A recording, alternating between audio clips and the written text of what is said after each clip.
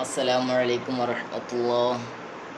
പ്രിയമുള്ളവരെ, ഉമർ ഇബ്നുൽ ഖത്താബ് റളിയല്ലാഹു അൻഹു ആരായിരുന്നു മഹാനവറുകൾ? എന്തായിരുന്നു മഹാനവറുകളുടെ ക്യാരക്ടർ? മഹാനായ ഉമർ ഇബ്നുൽ ഖത്താബ് റളിയല്ലാഹു അൻഹു ഒരു ദിവസം ബുഖാറ ചന്തയിലൂടെ നടന്നു പോകുന്ന സമയത്ത് ഒരു കട, അന്ന് നല്ല രാവിലെയാണ് മഹാനവറുകൾ പോകുന്നത്. ആ സമയത്ത് കടകളൊക്കെ തുറന്നു വരുന്നതേ ഉള്ളൂ. ഷട്ടർ ഓരോരുത്തർ പൊക്കി കടകളൊക്കെ തുറന്നു വരുന്ന സമയമാണ്.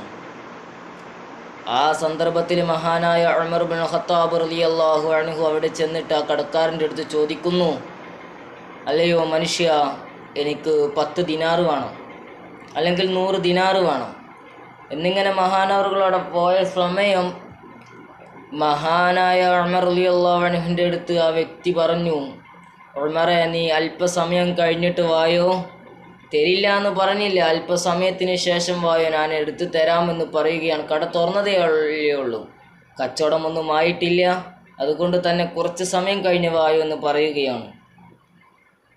ഒരു ശകലം പോലും കാത്തു നിൽക്കാൻ വയ്യാതെ മഹാനായ ഉമർ ഇബ്നുൽ ഖത്താബ് റളിയല്ലാഹു അൻഹു ആ വ്യക്തിയുടെ തല വെട്ടുകയും തള്ളവിരൽ മുറിച്ച് കഴുത്തിലൂടെ ലോക്കറ്റാക്കി ഇടുകയും ചെയ്ത സംഭവം മഹാനായ ഉമർ ഇബ്നുൽ ഖത്താബ് റളിയല്ലാഹു അൻഹുവിൻ്റെ നെഞ്ചിലൂടെ ആ വ്യക്തിയുടെ ചോരങ്ങനെ വാർന്നൊലിക്കുകയായിരുന്നു. സുബ്ഹാനല്ലാഹ്. മഹാനായ ഉമർ ഇബ്നുൽ ഖത്താബ് റളിയല്ലാഹു അൻഹുവിനെ കുറിച്ച് പറയുമ്പോൾ മഹാനവറുകൾ വലിയ ക്രൂരനായിരുന്നു. കുറേ കാലങ്ങൾക്ക് മുന്നേ, ഇസ്ലാമിലേക്കൊക്കെ കടന്നു വരുന്നതിന് മുമ്പ് എല്ലാവർക്കും പേടിയായിരുന്നു ഉമർ ഇബ്നുൽ ഖത്താബ് എന്ന് കേട്ടാൽ തന്നെ.